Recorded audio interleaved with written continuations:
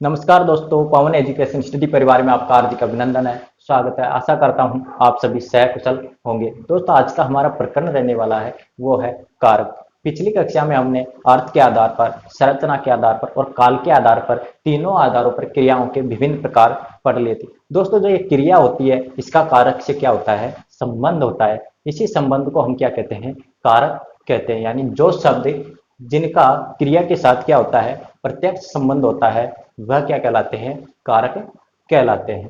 दोस्तों, कारक की परिभाषा हो जाएगी, कारक की परिभाषा की बात करूं तो वे शब्द जिनका क्रिया के साथ क्या होता है, प्रत्यक्ष संबंध होता है या प्रत्यक्ष रूप से संबंध होता है, वे क्या कहलाते हैं, कारक कहलाते हैं। वे शब्द जिनका क्रिया के साथ वे शब्द जिनका क्रिया के साथ प्रत्यक्ष रूप से क्या होता है, संबंध होता है,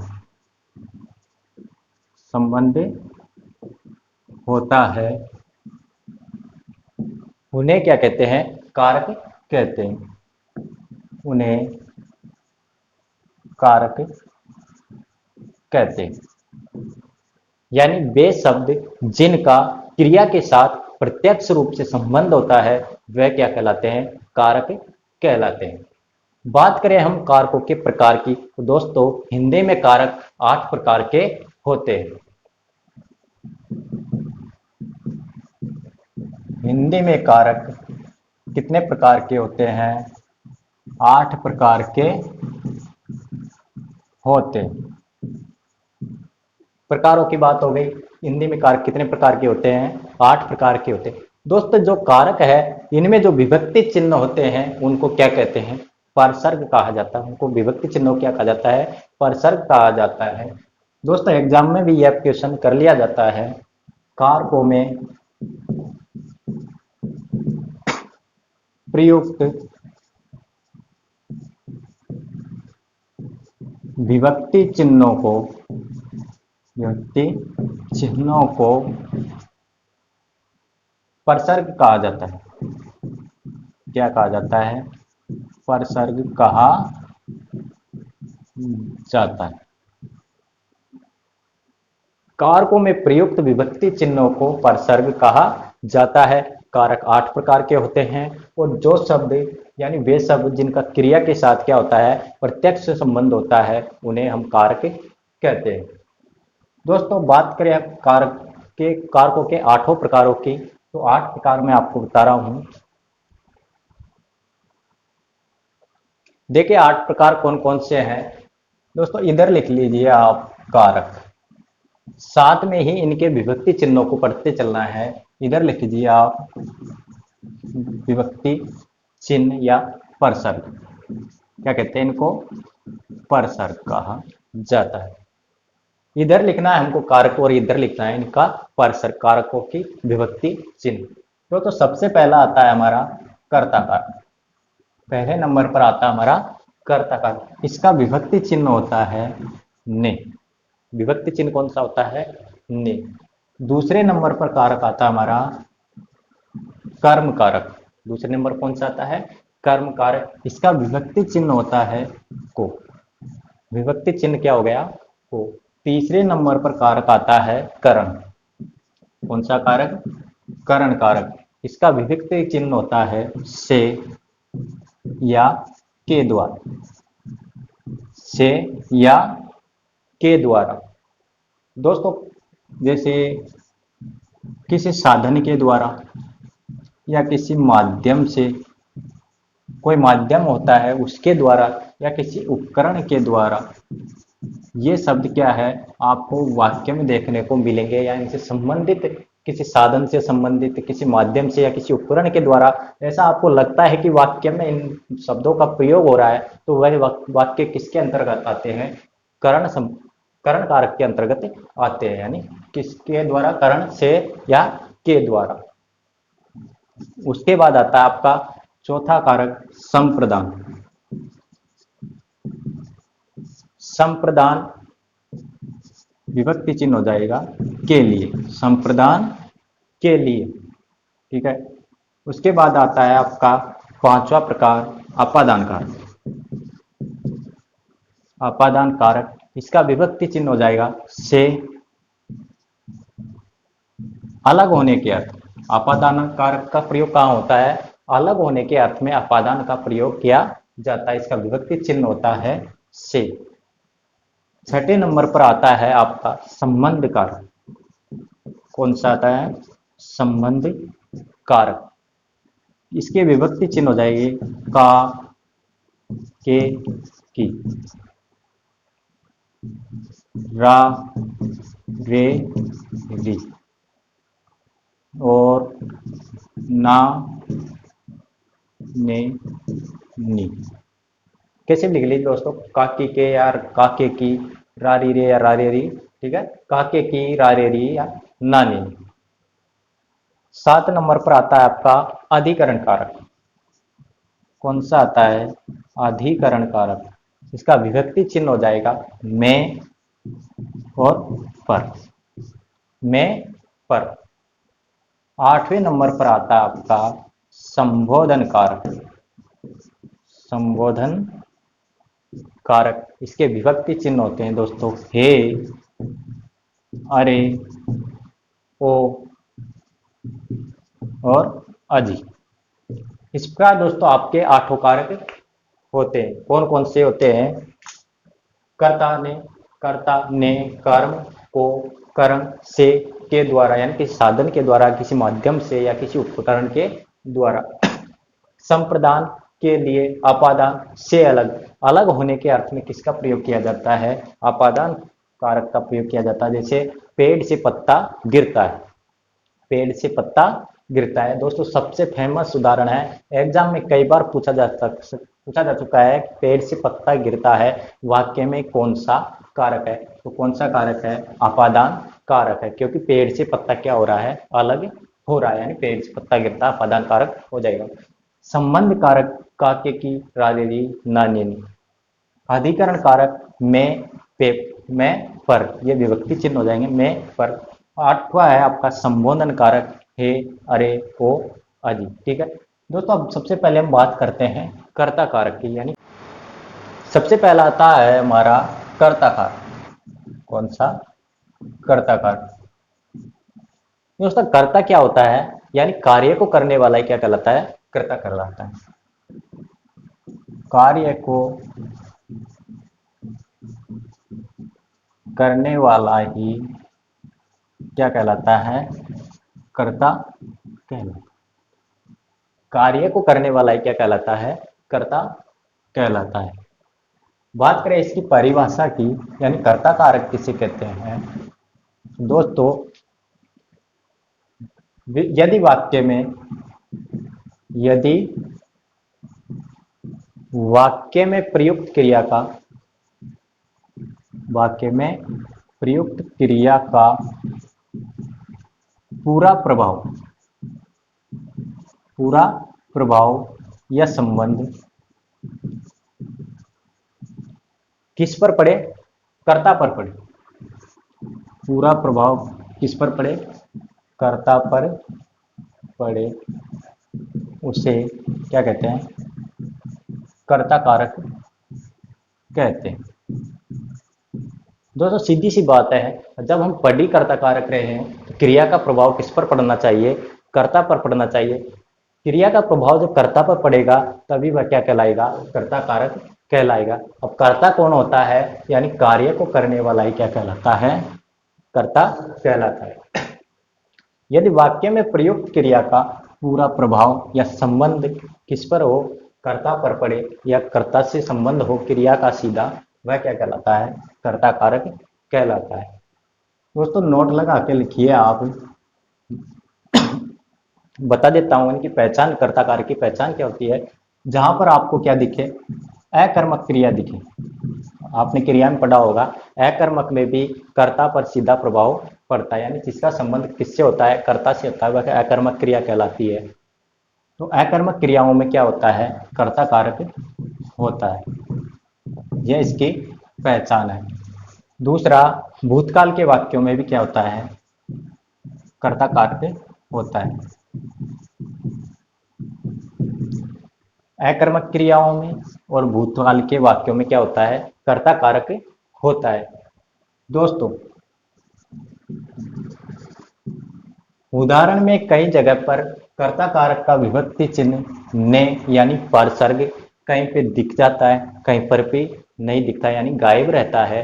वह उस जगह पर कर्ता कारक का शून्य परसर्ग कहलाता है। क्या कहलाता है, शून्य परसर्ग कहलाता है। उसे क्या कहते हैं, शून्य परसर्ग, यानी विभक्ति जिस वाक्य में गायब रहती है ने, उसे उसका शून्य परसर्ग कहते हैं।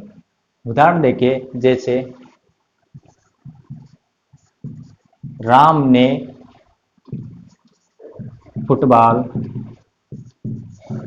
खेली। राम ने फुटबॉल खेली। दोस्तों, सबसे पहले तो हमें क्या देखना है, विभक्ति चिन्ह हमें मिल रहा है, राम ने फुटबॉल खेली। लेकिन यहाँ पे राम क्या है, कर्ता। कार्य कौन कर रहा है, राम, यानी काम को करने वाला क्या कहलाता है, कर्ता। तो कर्ता कारक में कर्ता कौन हो गया, राम। राम ने फुटबॉल खेली। ठीक है। तो इसमें प्रभाव खेलना यहाँ पे है, खेलना। खेलना क्या है यहाँ पे, क्रिया, यानी क्रिया का प्रभाव किस पर पड़ रहा है, कर्ता पर। किसने खेली, राम। ठीक है। दूसरा उदाहरण है आपका, राम ने राम ने गाना गाया। दोस्तों, हमें विभक्ति चिन्ह मिल रहा है ने, कर्ता कौन है यहाँ पे, राम। राम ने गाना गाया। तीसरा उदाहरण देखिए आप, उसने उसने चौपड़ खेली। चौपड़ एक खेल होता है दोस्तों, जो बैठकर खेला जाता है चारों तरफ, वह क्या लगता है, चौपड़। पहले राजा महाराजा खेलते चौपड़ पासा। ठीक है। उसने चौपड़ खेली, तो हमें क्या दिख रहा है यहाँ पे, ने विभक्ति चिन्ह मिल रहा है। उसने चौपड़ खेली, उसने यहाँ पे क्या है, कर्ता। किसने खेली, कर्ता ने खेली। तो यहाँ पे कौन सा कारक हो जाएगा, कर्ता कारक हो जाएगा। चौथा उदाहरण देखिए, उन्होंने उन्होंने एक शेर देखा। क्या देखा, एक शेर देखा। तो यहाँ हमें एक नए विभक्ति चिन्ह दिखाई दे रहा है, उन्होंने एक क्या देखा, शेर देखा। दोस्तों, पांचवा उदाहरण है आपका, सविता अस्थिर। सविता क्या करती है, अस्थिर। यहाँ पे दोस्तों ने विभक्ति चिन्ह क्या है, गायब है। क्या है, गायब है। तो यह क्या कहलाएगा, यहाँ सविता ने विभक्ति जो है, यहाँ पे क्या है, शून्य परसर्ग है। इसे क्या कहते हैं, शून्य परसर्ग। यानी यहाँ पे परसर्ग क्या है, शून्य है, यानी गायब है। सविता हंसती है, या सवीना ने हंसा। सवीना ने हंसा या सवीना ने हंसी। सविता हंसती है, तो यहाँ पे ने विभक्ति चिन्ह वो क्या है, गायब है, यानी शून्य परसर्ग है। ठीक है। दूसरा आता है हमारा दोस्तों, कर्म कारक। कर्ता के बाद आता है हमारा कर्म कारक, जिसका विभक्ति चिन्ह होता है या परसर्ग होता है को।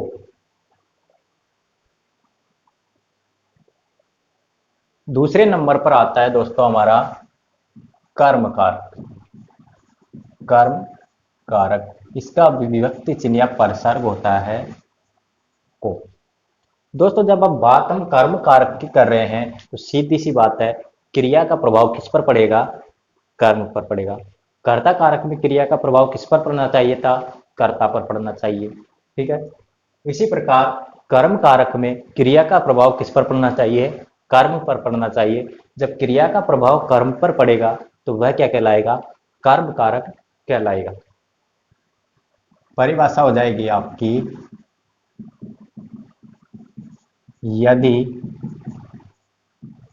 क्रिया का यदि क्रिया का पूरा प्रभाव कर्ता पर न पड़कर कर्म पर, किस पर पड़े, कर्म पर पड़े, उसे क्या कहते हैं, कर्म कारक कहते हैं। ठीक है। यदि क्रिया का पूरा प्रभाव कर्ता पर न पड़कर कर्म पर पड़े, किस पर पड़े, कर्म पर पड़े, उसे क्या कहते हैं, कर्म कारक कहते हैं। दोस्तों नोट लगा के लिखिए, कर्म कारक की पहचान क्या होती है। यदि आपको सकर्मक क्रियाएं दिख जाए, आपको लगे कि यह उदाहरण सकर्मक क्रिया का है या वाक्य सकर्मक क्रिया का है, तो उसका सीधा सा संबंध है कर्म कारक से, यानी उसमें कर्म कारक है। सकर्मक क्रियाओं में जहां पर सकर्मक क्रिया होगी वहां पर कर्म कारक अवश्य होगा। सकर्मक क्रिया किसे कहते हैं, जिसमें कर्म होता है वह क्या कहलाती है, सकर्मक क्रिया कहलाती है। यानी जिन क्रियाओं का प्रभाव सीधा किस पर पड़ता है, कर्म पर पड़ता है, वह क्या कहलाती है, सकर्मक क्रिया कहलाती है। और क्रिया का सीधा प्रभाव कर्ता पर न पड़कर किस पर पड़े, कर्म पर पड़े, वह क्या कहलाता है, कर्म कारक कहलाता है। यानी सकर्मक क्रियाओं में क्या होता है, आपका कर्म कारक होता है। दूसरा होता है आपका द्विकर्मक क्रियाओं। दोस्तों जब सकर्मक क्रिया होती है उसमें क्या होती है, द्विकर्मक क्रियाएं होती है, उनमें क्या होता है, कर्म कारक होता है। ठीक है। जो द्विकर्मक क्रियाएं होती है उनमें भी क्या होता है, कर्म कारक होता है। दोस्तों सबसे महत्वपूर्ण बात है इसमें, जो विभक्ति चिन्ह को होता है वो हमेशा सजीव प्राणियों के साथ में आती है। जो को विभक्ति चिन्ह है वो किसके साथ में आता है, इंपॉर्टेंट है, लिख लेना, सजीव प्राणियों के साथ में आता है, न कि निर्जीव के साथ।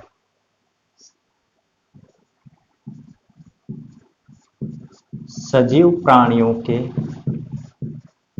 सजीव प्राणियों के साथ को विभक्ति चिन्ह, को विभक्ति चिन्ह आता है, निर्जीव के साथ नहीं, निर्जीव के साथ नहीं। लिख लेना दोस्तों, सजीव प्राणियों के साथ को विभक्ति चिन्ह आता है, निर्जीव के साथ नहीं, निर्जीव के साथ नहीं आता, ये केवल सजीव प्राणियों के साथ ही को विभक्ति चिन्ह का प्रयोग किया जाता है। सबसे इंपॉर्टेंट है, याद रख लेना। अब आप उदाहरण देखिए, जैसे राम ने रावण को मारा, राम ने रावण को मारा, कर्ता कारक कौन हो गया, कर्ता कौन हो गया, राम, क्योंकि राम ने रावण को मारा। दोस्तों मैंने सकर्मक क्रियाओं में द्विकर्मक क्रिया पढ़ाई थी, अकर्मक एक कर्मक और द्विकर्मक। सकर्मक क्रिया कितने प्रकार की होती है, दो प्रकार की होती है, जिसमें एक कर्मक और द्विकर्मक। द्विकर्मक क्रियाओं में क्या होता है, दो कर्म होते हैं। उसकी यह पहचान भी बताई थी कि द्विकर्मक क्रियाओं में नए को से विभक्ति चिन्ह देखने को मिलता है। वही बात हमें यहाँ मिल रही है, ने और को क्या मिल रहे हैं, विभक्ति चिन्ह देखने को मिल रहे हैं। यानी इसमें द्विकर्मक क्रिया भी है। द्विकर्मक क्रियाओं में क्या होता है, कर्म कारक होता है, राम ने रावण को मारा, तो कर्म कारक किसमें हो गया, रावण को मारा। कर्म क्या हो रहा है यहाँ पे, रावण को मारने का। क्रिया कौन सी हो गई, मारना। ठीक है, क्रिया कौन सी हो गई, मारना। कर्ता कौन हो गया, राम। कर्म क्या हो गया, रावण को मारने का कर्म हो गया। यानी प्रभाव किस पर पड़ रहा है, मारना क्रिया का प्रभाव किस पर पड़ रहा है, किसको मारा, रावण को मारा। किसको मारा, रावण को। यानी क्रिया का प्रभाव किस पर पड़ रहा है, रावण पर। तो यह क्या हो गया, आपका कर्म कारक हो गया। क्या हो गया, कर्म कारक हो गया। दूसरा उदाहरण देखिए, पिताजी ने पुत्री को बधाई दी, बधाई दी। पिताजी ने पुत्री को बधाई दी। दोस्तों ने को से विभक्ति चिन्ह मिल गया, यानी द्विकर्म क्रिया को उदाहरण है, तो इसमें क्या हो जाएगा, कर्म कारक हो जाएगा। पिताजी ने पुत्री को क्या दी, बधाई दी। ठीक है। यहाँ पे क्रिया कौन सी है, देना क्रिया। इसका प्रभाव किस पर पड़ रहा है, क्या दी, पुत्री को बधाई दी। प्रभाव किस पर पड़ रहा है, कर्म पर पड़ रहा है, यानी पुत्री को बधाई दी। ठीक है। तीसरा उदाहरण है आपका, उसने मुझे हिंदी व्याकरण पढ़ाई। उसने मुझे हिंदी व्याकरण पढ़ाई। दोस्तों यहाँ पे मुझे यानी को विभक्ति क्या हो रही है, गायब है। इसको बोलते हैं शून्य परसर्ग, कर्म कारक का शून्य परसर्ग। ऐसे भी लिख सकते हैं, उसने मुझको हिंदी व्याकरण पढ़ाई। लेकिन यहाँ पे क्या है, शून्य परसर्ग है, शून्य परसर्ग है। उसने मुझे हिंदी व्याकरण पढ़ाई। कौन सा कारक हो गया, कर्म कारक हो गया। किसने अर्जुन को समझाया। क्रिया कौन सी हो गई, समझाना। कृष्ण ने अर्जुन को समझाया। क्रिया का प्रभाव किस पर पड़ रहा है, कर्म पर। अर्जुन को समझाया, तो कौन सा कारक हो गया, कर्म कारक हो जाएगा। पांचवा उदाहरण आपका,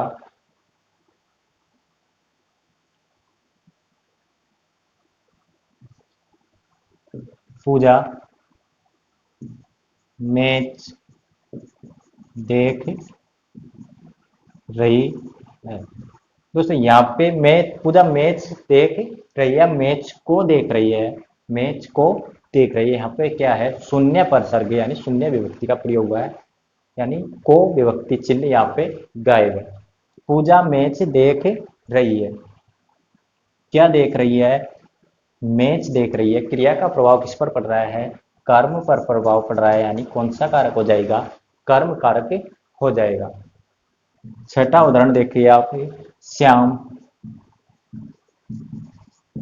दूध पीता है। श्याम दूध पीता है या श्याम दूध को पीता है। यहाँ पे क्या है, को विभक्ति क्या है, गायब है, यानी शून्य परसर्ग है। श्याम दूध को पीता है, श्याम दूध पीता है। क्या पीता है, ये पीना क्रिया हो गई आपकी। क्रिया का प्रभाव किस पर पड़ रहा है, क्या पीता है, दूध पीता है। किस पर प्रभाव पड़ा, कर्म पर पड़ा। श्याम तो क्या हो गया यहाँ पे, कर्ता हो गया। प्रभाव किस पर पड़ा, कर्म पर, यानी कौन सा कारक हो गया, कर्म कारक हो गए। ठीक है, तो कर्ता कारक और कर्म कारक आपका कंप्लीट हो गया। दोस्तों अगला प्रकार हम पढ़ेंगे कल, कारण कारक। ठीक है, तीसरे नंबर पर कौन सा पढ़ेंगे, कारण कारक। तो सभी विद्यार्थियों का मेरे शुभकामनाएं, सभी अपने लक्ष्य को प्राप्त करें। विशेष तौर पर जो मास्टर की तैयारी करने वाले हैं दोस्तों, आपका भाग्य खुले, आप अच्छी तैयारी करें। मैं आपको उज्जवल भविष्य की कामना करता हूँ। धन्यवाद।